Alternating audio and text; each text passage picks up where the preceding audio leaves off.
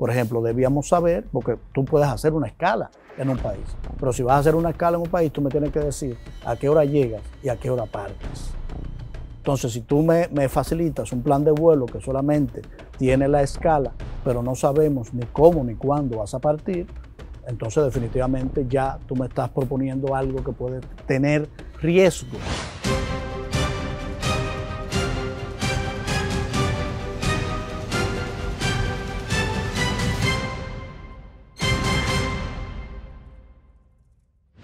Hoy recibimos a un invitado especial, un gran amigo, profesional, comunicador, empresario y político. Se trata de Homero Figueroa, es precisamente director de la Dirección de Estrategia y Comunicación y vocero de la presidencia, alguien a quien he seguido durante toda su carrera como comunicador, gran analista y entrevistador, y ahora me honra poder entrevistarle. Homero, bienvenido, buenos días. Buenos días, Francisco, gracias por darme esta oportunidad de conectar con la audiencia mañanera, que era mi costumbre durante un cuarto de siglo. Así que es una especie de retorno, y para mí el retorno significa la felicidad. El mundo está sobre Haití, la mayor amenaza para la República Dominicana. El presidente Luis Abinader no ha perdido ocasión para fijar posiciones radicales y contundentes. Yo públicamente le he dicho y le reitero al país y contigo aquí delante, hay que apoyar al presidente Luis Abinader en este tema de Haití. No importa cuáles sean las consecuencias favorables políticamente para él, para la coyuntura, no hay mañana. ¿Cómo llegamos a la decisión de que el primer ministro, hoy ex primer ministro Ariel Henry, llegue a República Dominicana, se le haya negado el aterrizaje y todo lo que se desprende en esta fase de la crisis total en Haití, Homero? ¿En qué momento estamos y cómo llegamos a negarle el aterrizaje a Ariel Henry? Lo primero es entender la relación dominico-haitiana desde el ángulo histórico, político, social y económico. Tú lo defines como una amenaza, pero yo pienso que la definición amerita mayor amplitud. Si le hacemos un FODA a la relación dominico-haitiana, va a tener fortalezas, va a tener oportunidades, va a tener debilidades y va a tener amenazas. Esa es la realidad. Haití es un tema de preocupación, me gusta definirlo así, y de ocupación de todos los presidentes. Pero hay que admitir que hasta la llegada del presidente Abinader es que se le ha dado un tratamiento más serio, más profundo, más exigente, más persistente, porque regularmente la política era mirar hacia otro lado y dejar hacer. Nuestra administración ha entendido en todo su calado lo que representa la complejidad de una relación tan larga entre el pueblo dominicano y el pueblo haitiano, y una relación larga y compleja. Y convulsa. Correcto, y una realidad que siempre estará ahí. Entonces necesita de un repertorio de políticas públicas creativas, firmes y que den resultados. Entonces nosotros desde el principio lo primero es hacer entender a la comunidad internacional nuestro principio fundamental. No hay una solución dominicana para los problemas haitianos. Ese fue el primer objetivo. El presidente ha sido reiterativo en todos los escenarios. Y yo pienso que ya la mayoría de los países entienden el concepto, y es que no nos pueden dejar a nosotros la gran carga que representa la solución de los problemas haitianos a un país que también está buscando sus propias soluciones. Entonces partimos de ahí.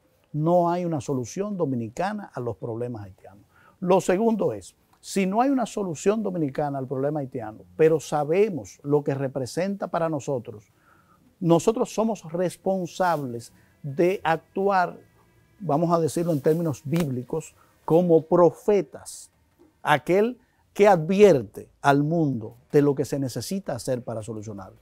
Y de manera consistente, en todos los escenarios internacionales, el presidente ha hecho un reiterativo llamado a la comunidad internacional a tomar cartas en el asunto haitiano. Y no ha caído en el desierto el clamor del presidente de la República. Esa fuerza multinacional que aprobó la Organización de Naciones Unidas se debió a los reiterados discursos, al esfuerzo consistente de nuestra diplomacia de concienciar a la comunidad internacional y de exigirle actuación. Entonces, es una política firme. El muro en la frontera. Entendíamos que históricamente se había sido permisivo con la migración descontrolada. Por primera vez en la República Dominicana se establece una estrategia para manejar el tema migratorio y fronterizo que tiene una batería de acciones. Lo primero, el remozamiento en equipo de nuestras Fuerzas Armadas. Tú no puedes buscar seguridad nacional en la frontera o en el espacio de la geografía nacional con unas Fuerzas Armadas que no estén atendidas.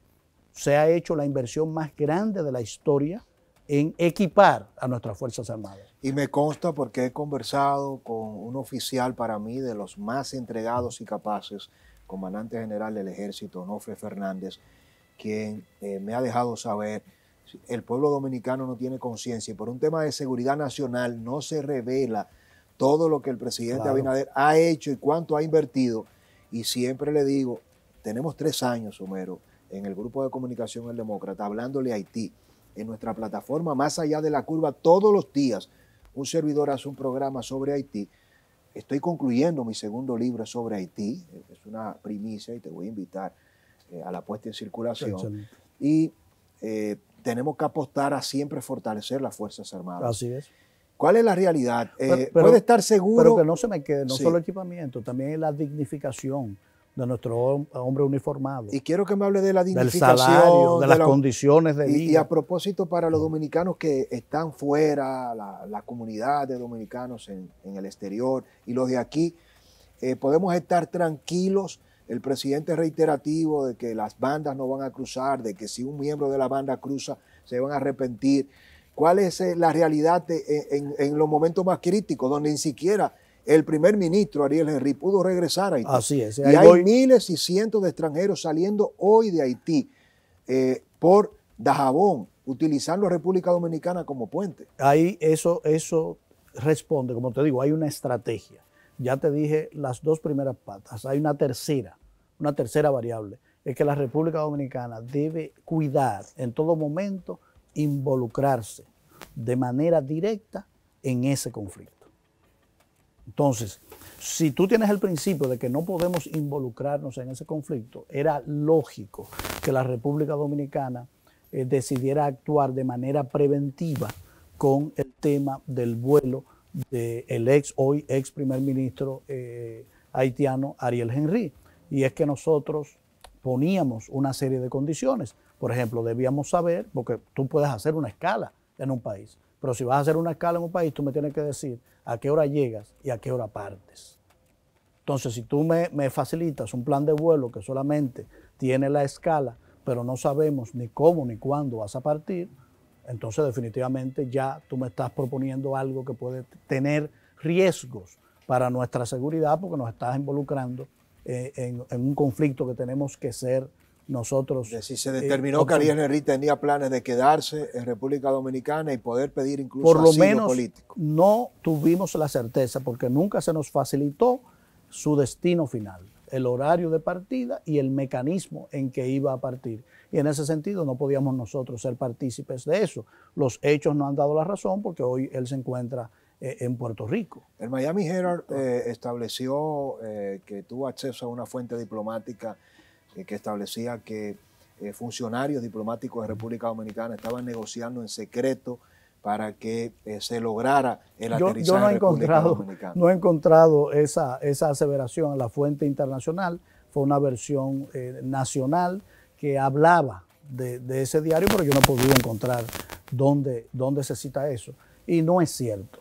O sea, las conversaciones que se produjeron en el tenor de lo que yo, como vocero del presidente de la República y del gobierno dominicano, le comuniqué al país. Esas fueron las comunicaciones. Evidentemente que sí hubo una interacción, pero el resultado es lo que importa. ¿Cuál fue el resultado? No entró a la República Dominicana. Así es. Entonces no importa. Lo que importa es qué pasó. El hecho es que nosotros protegimos la República Dominicana como un actor que está neutral en este conflicto y que no toma partido por nadie en Haití. Finalmente, en estos últimos 2 minutos, siguiendo en Haití, Haití ha hecho un lobismo internacional siempre agresivo, injusto en contra de la República Dominicana. Nos han vendido como que aquí violamos a los haitianos, los masacramos, los destruimos. ¿No ha sido tímida la diplomacia dominicana en cambiar esa realidad consistente e histórica donde Haití invierte lo que no tiene para comer, para pagarle a lobistas que contrata internacionalmente para hacerle un daño a República Dominicana?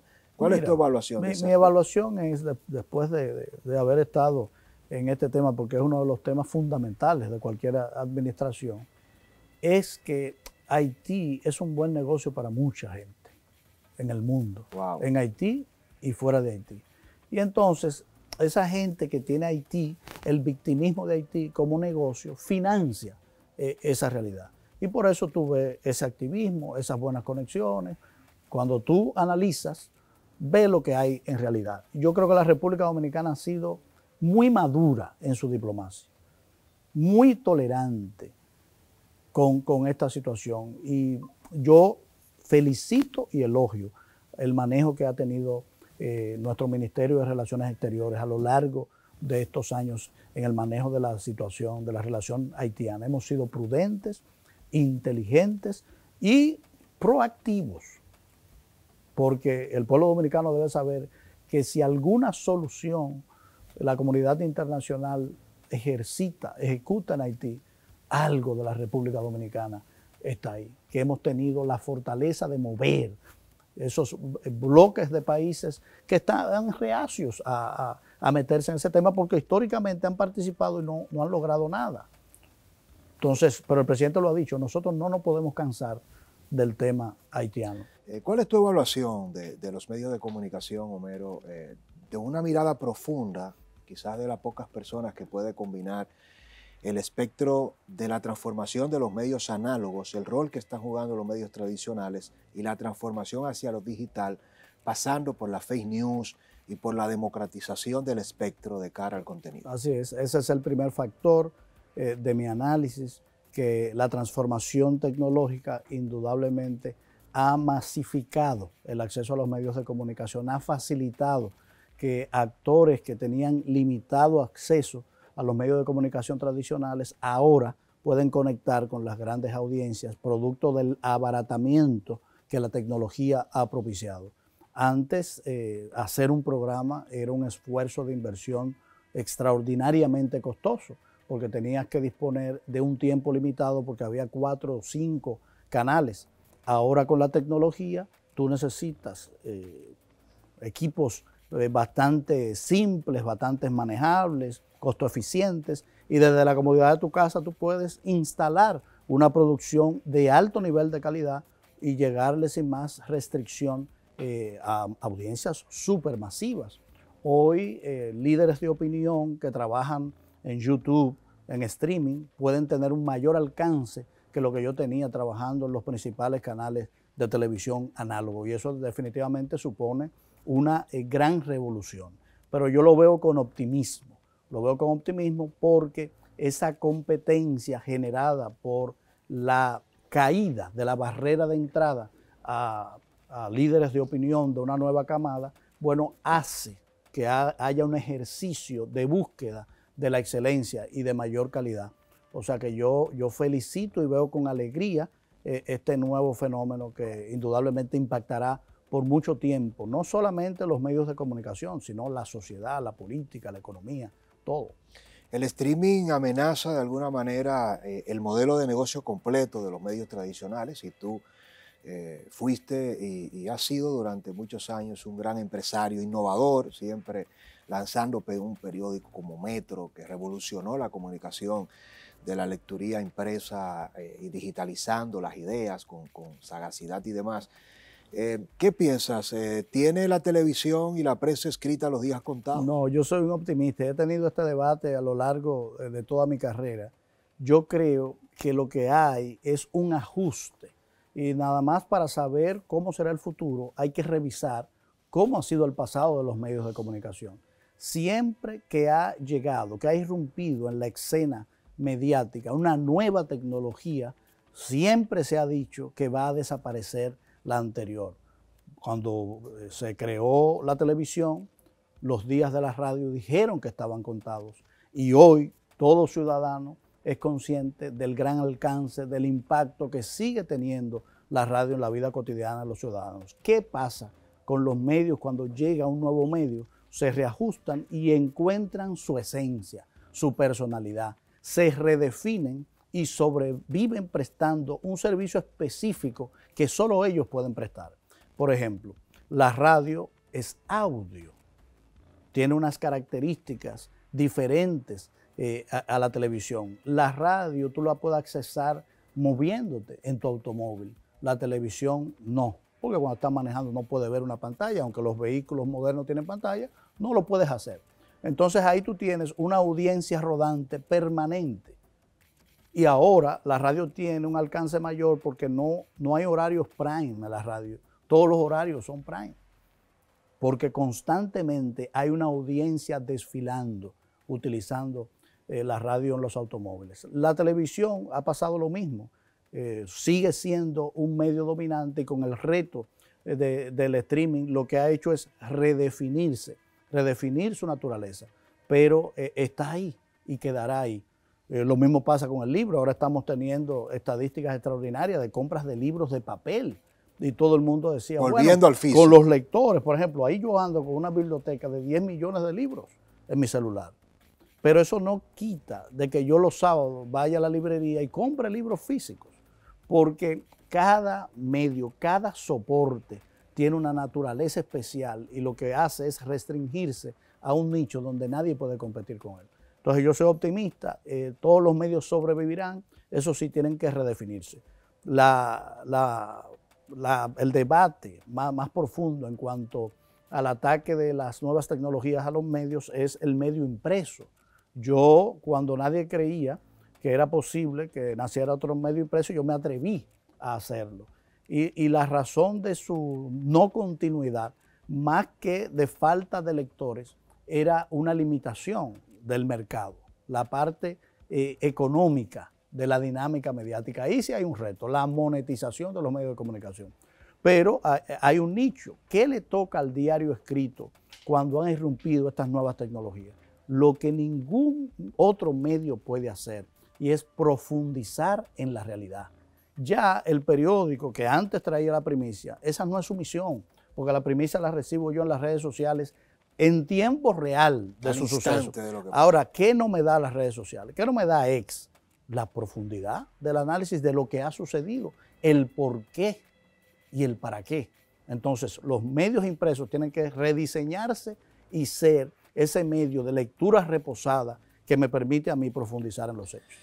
Me gusta mucho tu enfoque y eso nos lleva a la siguiente inquietud, algo que es una combinación y el primer aspecto es, has hablado de repensar, de rediseñar, de reinventar a los medios y precisamente todo ese proceso nos lleva a un modelo donde hace muy poco tiempo los grandes empresarios del país, no solo de República Dominicana, es un modelo que desde mi punto de vista es una expresión de la globalización, los dueños de capitales, como lo estudia Noam Chomsky, por cierto, se apalancan en una clase especializada para hacer presión a los gobiernos de turno y poder fijar una línea editorial que le garantice un acceso a las grandes compras y contrataciones. Mira, y no solo eso, porque también hay una misión, hay un concepto que se llama la ingeniería del consenso.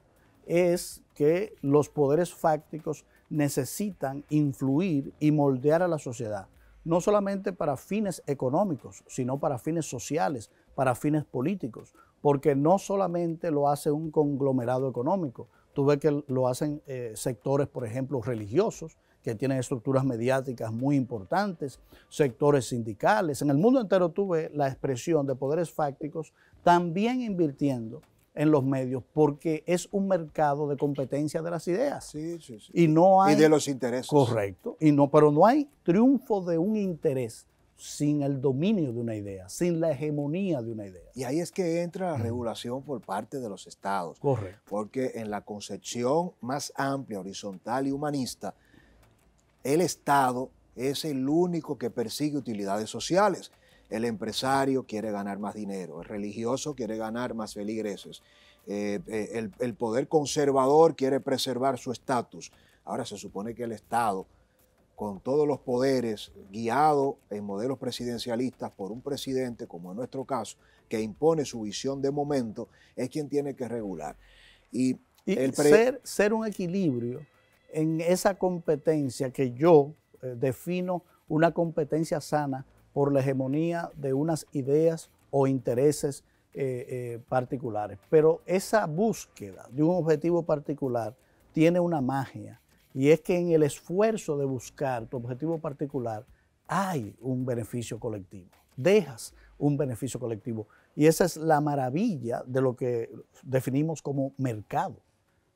Es que permite la confluencia de muchos actores que tienen objetivos contrapuestos y una gran masa de consumidores que definen el éxito o la victoria de una idea, de un producto, de una acción. Ese sería y eso es maravilloso. El escenario evidentemente más ideal, donde hay que crear conciencia.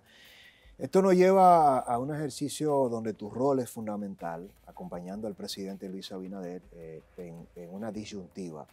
Lo sintetizo para que puedas entonces darnos tu impresión personal y la visión de Estado, hasta donde entiendas prudente, del presidente Luis Abinader. Los medios tradicionales en República Dominicana, tú los conoces mejor que nadie, desde dentro, como empresario, como comunicador en tu ejercicio, jugaron a sus anchas hasta la llegada de las redes sociales. Quién entraba, quién opinaba, quién decía cada cosa, siempre fue controlado por los grandes dueños de medios.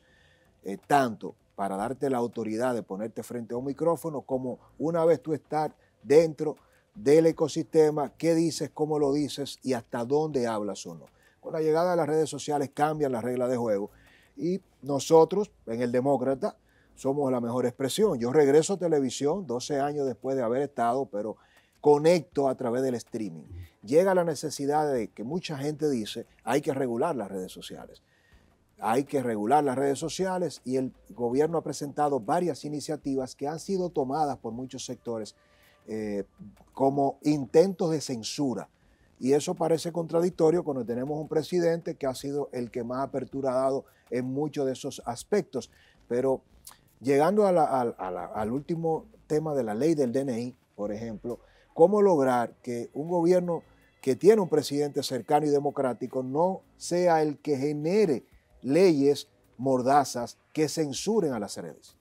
Bueno, antes de tocar ese tema, que por sí, el último que tocamos, es un tema delicado y que ha sido tratado con incomprensión, porque yo tengo una visión muy clara de ese esfuerzo, y contradictoria con esa lectura de que esta ley suprime alguna libertad.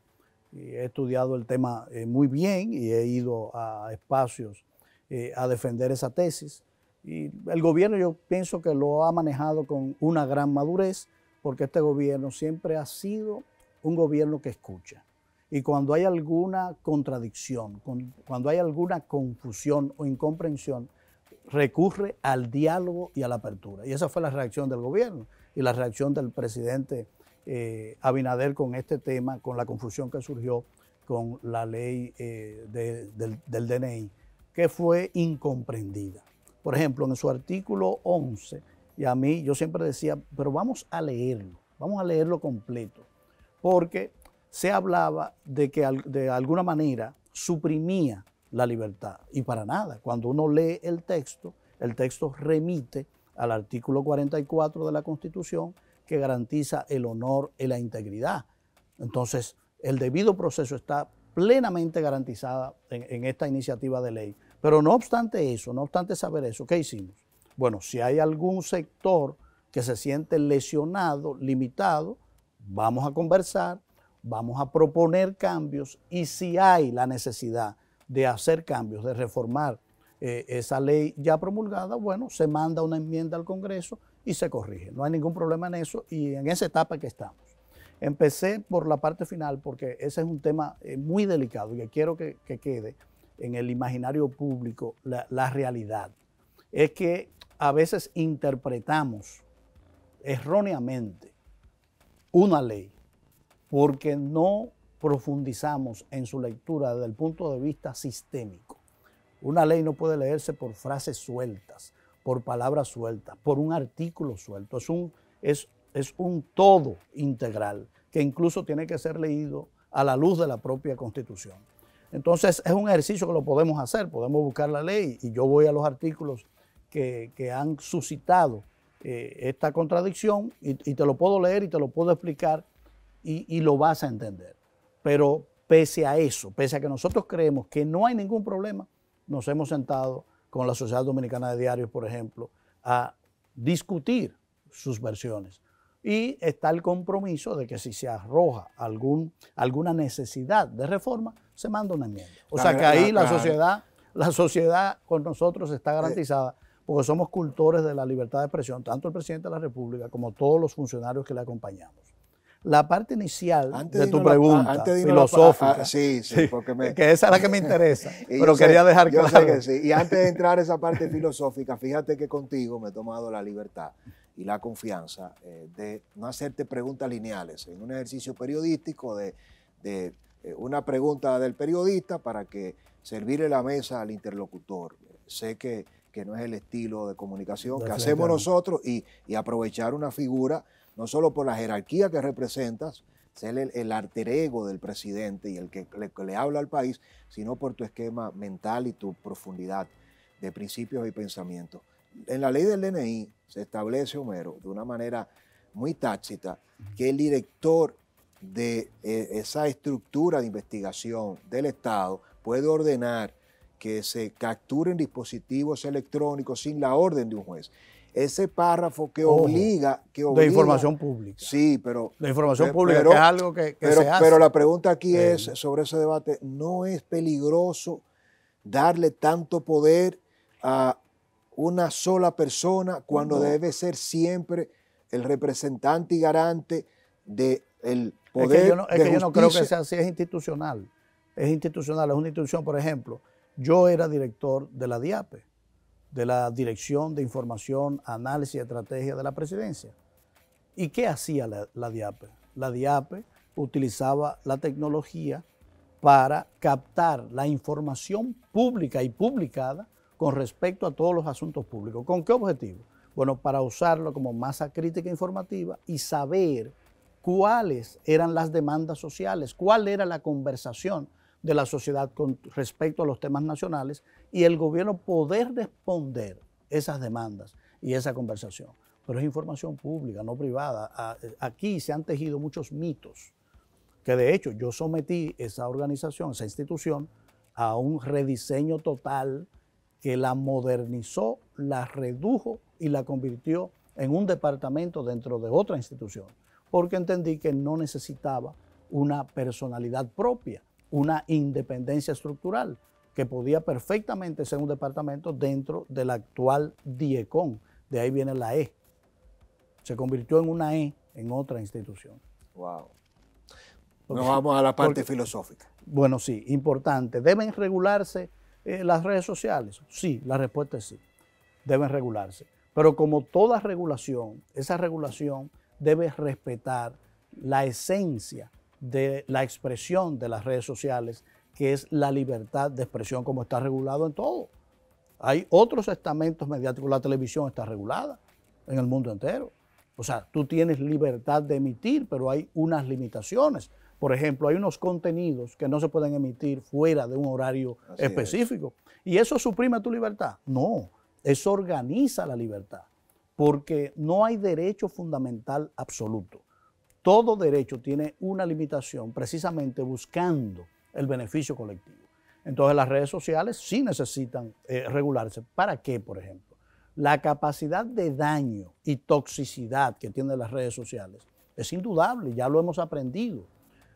Cuando en los albores de las redes dijimos, es el advenimiento de la libertad plena, es el advenimiento de la conversación inteligente constante, de la transmisión de conocimiento válido para la sociedad. Pero hemos llegado a unas redes sociales que en el 80% son información totalmente tóxica, que deterioran y afectan el honor y esa integridad que se dice atacada por una legislación. Todos los días en X tú ves personas haciendo alusiones sin pruebas de otras personas. Entonces tiene que ser regulado, tiene que ser reconducido para conseguir ¿qué? Para conseguir elevar hacia su mejor expresión esa tecnología. Entonces sí, yo estoy convencido de que sí, de que tiene que regularse, pero esa regulación tiene que venir por un consenso amplio de la sociedad, de todos los actores, no solamente por disposición de un gobierno. Interesante esa visión, y coincido plenamente desde el punto de vista de que todo el que es respetuoso de sí mismo sabe que no quiere una libertad indefinida, pero no quiere una coacción. Al final Correcto. yo siempre... Sí. La conciencia de los límites, que yo siempre lo tuve en mi carrera, y tú mencionaste que cuando dominaban los medios análogos eran que disponían del monopolio de la decisión de quién opinaba. Pero en realidad también funcionaban con un grado de apertura, porque yo recuerdo cómo yo entré a los medios de comunicación. ¿Cómo fue? Sí, yo recuerdo que yo, y lo voy a contar tal como era un lector fanático de Diario Libre. Me encantaba. Y entonces llegó un cambio porque su fundador y primer director, Aníbal de Castro, fue nombrado embajador. Y yo era un lector asiduo de su columna, que ahora ha regresado felizmente, antes de comenzar ADC. Y cuando Aníbal se fue, se dejó de escribir esa columna. Y yo me sentaba a leer mi diario, y yo decía, concho, pero le falta como algo. No va a aparecer a alguien que siga escribiendo. Sí, que siga escribiendo esa magnífica columna. Bueno, pasaron como 3 o 4 semanas y no aparecía. Y como me pasa a mí cuando me obsesiono con algo, yo dije, pero bueno, déjame ver si yo puedo. ¿Pensaste tú en ti mismo? Sí. Hombre, qué poco común.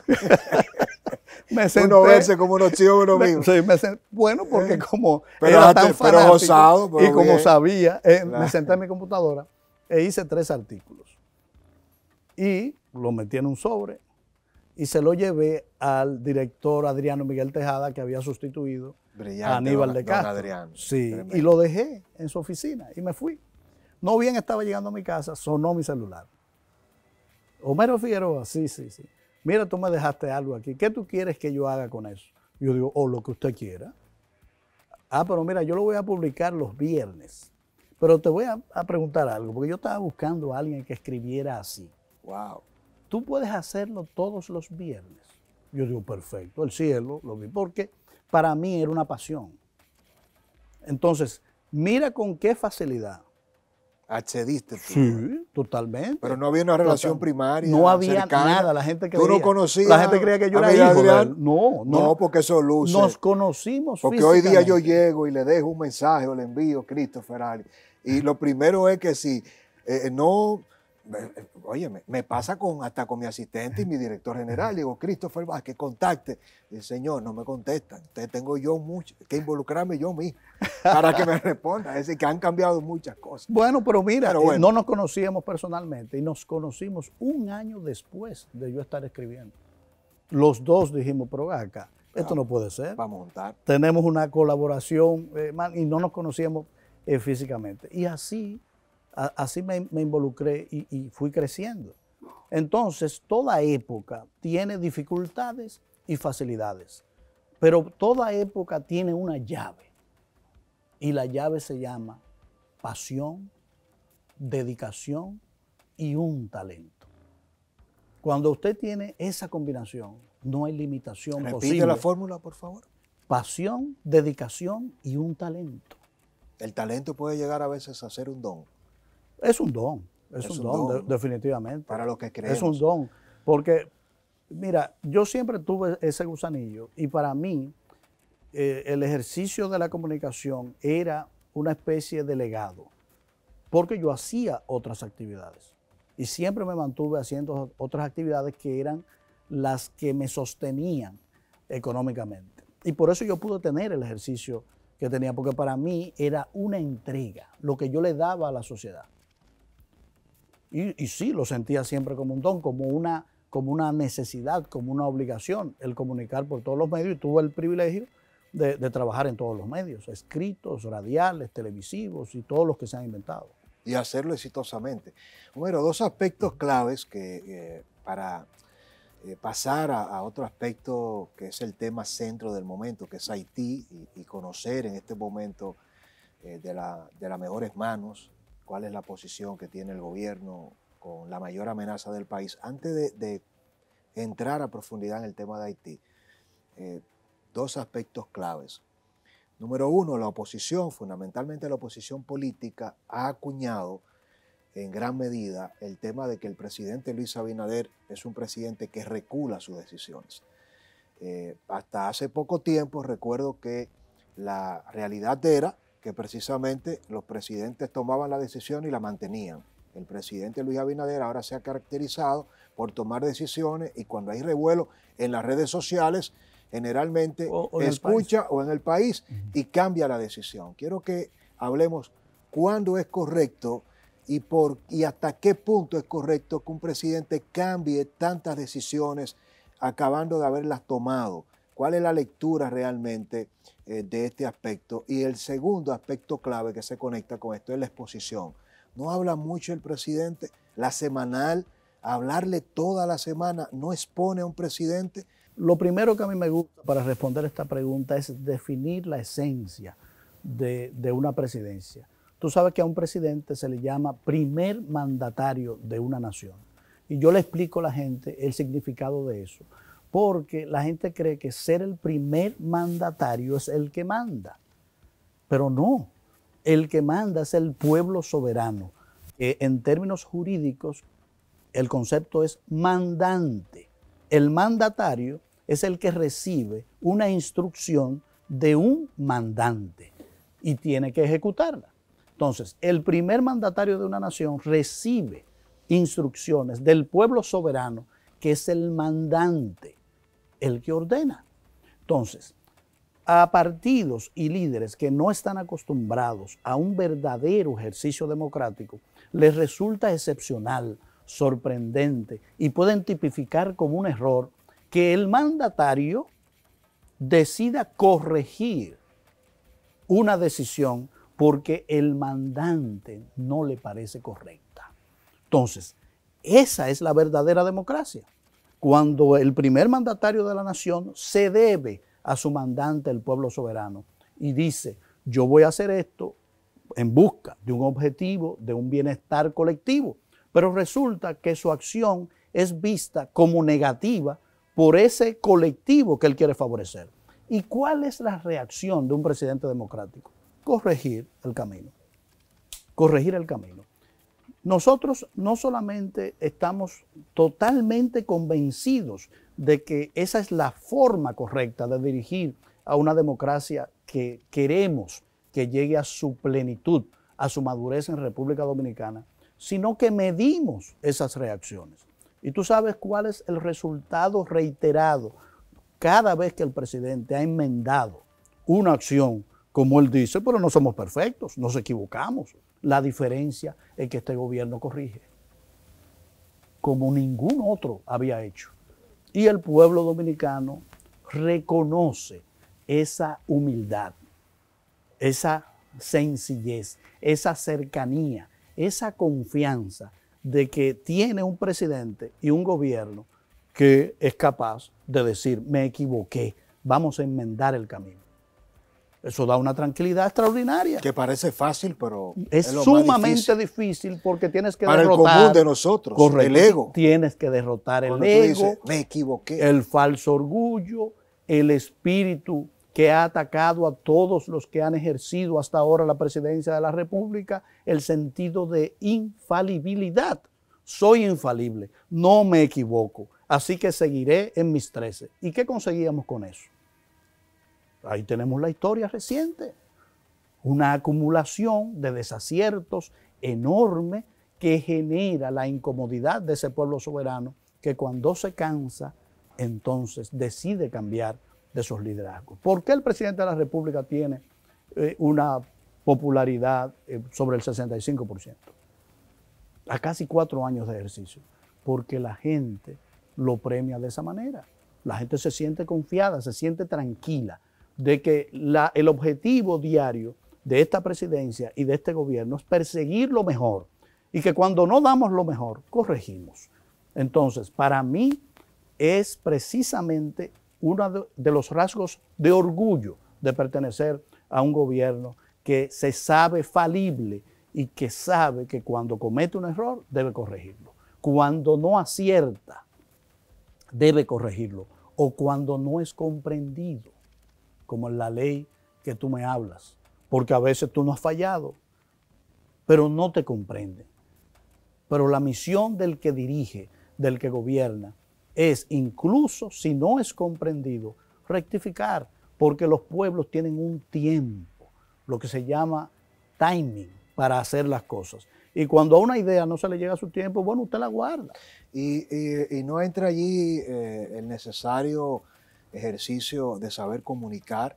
Paradójicamente, Sí, claro. Este es un gobierno que tiene a un vocero, a un director de la DIECON, que verdaderamente comunica bien, pero una cantidad de actores y funcionarios de primer nivel que no se parecen. El presidente es una estrella comunicando. Así es. Y se expone, y es admirable cuánto ha avanzado plenamente. Es decir, para mí personalmente, yo digo, pero ha pasado algo. O no cambiaron a Luis Abinader del candidato al presidente, o aprendió demasiado rápido. Ahora, cuando tú tienes a un gobierno donde la mayoría de los funcionarios no comunica bien, ni explica bien y crea un conflicto que el presidente tiene que resolver, ¿no sientes tú, y quiero preguntarte esto también, y como una confesión pública, no se molesta el presidente con tanta metida de pata que tiene que resolver él? Mira, el que maneja muchas personas, el que está acostumbrado a manejar muchas personas, ya sea en la vida privada o en la vida pública, adquiere una segunda naturaleza, una conciencia, la conciencia de que alguien en algún lugar va a cometer un error. Wow. Yo me levanto todos los días sabiendo y esperando que alguien va a cometer un error, porque es lo lógico, lo natural cuando tú trabajas con miles de temas, miles de personas, miles de capacidades diferenciadas. No puedes esperar la misma reacción, no puedes esperar una ejecución perfecta. Yo pienso que es infantil esperar eso y prometer eso, no es posible. Siempre habrá errores, siempre habrá malos ejecutores, pero lo que tiene que haber siempre y nunca faltar es el espíritu de enmienda, el espíritu de corrección. Y en esas situaciones en que el presidente ha tenido que corregir el rumbo, no se debe a un asunto comunicacional, es todo lo contrario. Porque la comunicación, ¿qué es? La comunicación es una interacción dinámica entre alguien que emite un mensaje y otra persona que lo escucha y le devuelve. Entonces, yo diría que es la comunicación perfecta, el hecho de que tú cometes un error, escuchas y corriges. Ahí funciona a la perfección. La mala comunicación es que te están diciendo que vas mal y tú te encierras en tu idea. ¿Cómo lo vivíamos? ¿Cuál era la tradición política dominicana? Los gobiernos no echan para atrás. No, se impone el criterio. No, este gobierno sí. Pero el presidente no se equivoca. Sí, este gobierno sí. Este gobierno está compuesto por seres humanos ordinarios, en una función extraordinaria, pero conscientes de que sí nos equivocamos. Y que cada vez que hagamos una acción que nace del espíritu de buscar lo mejor para el pueblo dominicano, si nos damos cuenta que no somos comprendidos o que esa acción no va a cumplir el objetivo, perfectamente cambiamos el rumbo. Y cuando tú has medido eso, que eres un... El 70% de la gente dice, apoya. Excelente, muy bien, un presidente que escucha. Y de ahí nace Luis Escucha. Pero decir Luis Escucha, que es una frase que usted puede ver en las redes sociales, es repetir una idea que la gente tiene en su cabeza, porque no es una mentira. Que eso sí es un compromiso de este gobierno. Evitamos y tratamos todos los días de no mentir nunca, aunque sea al precio de lo que considera la gente errores. Homero, estamos viviendo los momentos más difíciles. Que se me ha quedado una segunda parte que dijiste, que la excesiva exposición. Ese es otro tema, ese es otro mito que no se expresa demasiado y el presidente no se expone. Oye el resultado, ¿Cuál es el resultado? Lo investigo todo y tengo que hacer la confesión que por mi análisis histórico, por el desempeño de todos los presidentes, yo había establecido un principio en el ejercicio de la vida pública. Y es que el silencio, administrar las palabras y el silencio siempre fue una característica de los mandatarios desde 1844 hasta Luis Abinader. Y les había funcionado bien. Les había funcionado bien. Entonces yo llego con esa visión de conocedor de la historia, y tú lo puedes ir, presidente o el presidente. El silencio era una característica, no hablar mucho, funcionaba. Pero resulta que con la disrupción de los medios tecnológicos, la democratización de la comunicación, la permanencia de la conversación pública 24/7, cambió ese paradigma. Porque ¿en qué país esos presidentes eran silenciosos? En un país de medios tradicionales, análogos, que usted tenía que imprimir la noticia para que al otro día se dieran cuenta que iba a hablar. Pero ahora no, ahora tenemos una conversación permanente. Ahora tú tienes un teléfono y todo el mundo habla conmigo por ahí inmediatamente y me pregunta qué pasa. Pero con el presidente de la República también. Si hay alguien que tiene contacto con miles de personas, el presidente de la República, instantáneo. Personalmente. Personal. Él no delega a un asistente. No, personal. El presidente maneja su WhatsApp. Y mucha gente que me está oyendo sabe que es así que él responde. Tú le escribes y te va a responder.